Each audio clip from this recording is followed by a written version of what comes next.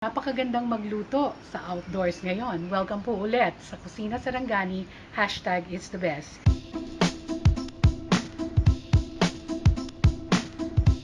Today's recipe is Mapu Tofu with minced milkfish. So we're going to add the oil into the pan. We will saute yung ating onions.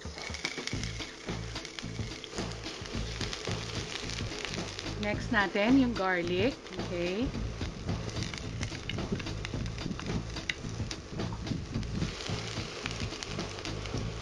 And then our chopped red pepper.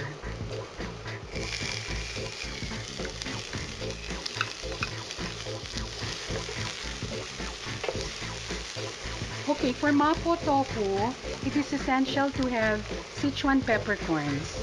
Okay, this dish is actually Sichuan-inspired dish. So, ito toast natin yung ating Sichuan peppercorns to release its nice lemony flavor.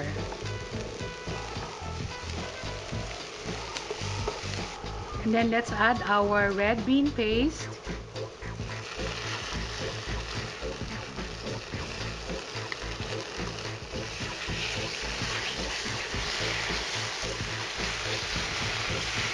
This is our Sarangani Bay minced bangus. What we did here was cut into small pieces yung ating fresh deboned milkfish. Okay? You can either use the fresh deboned milkfish or you can actually use belly also. So that's very aromatic already. I can smell it. And now, let's add yung ating fish broth. Okay? Fish broth, you can use yung fish cube and then dilute it in water. Yeah. So let's allow the fish to cook a little bit into the red soybean paste. Add a little bit of soy sauce, sugar, and stir it a bit. Okay, next is our black beans. This is salted black beans. Okay, at this point, we're going to add our tofu. Okay, tofu is actually very Chinese when it comes to using it in the dishes, no? So this is actually extending or making your dish low fat. Okay?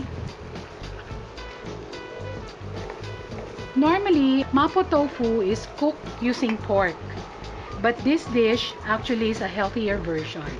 So we just cook that until the tofu is well heated through. The bangus is already cooked actually, no? Now this is the prepared cornstarch slurry. Actually, this will thicken your sauce.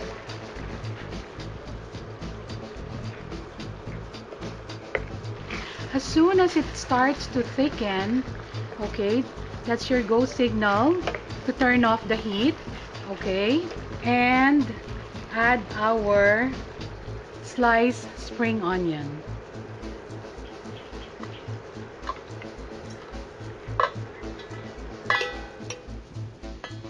So this is our Mapo Tofu with minced bangus.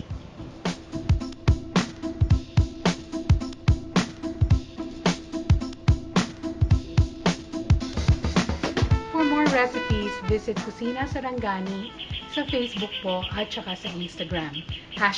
#is the best. See you again!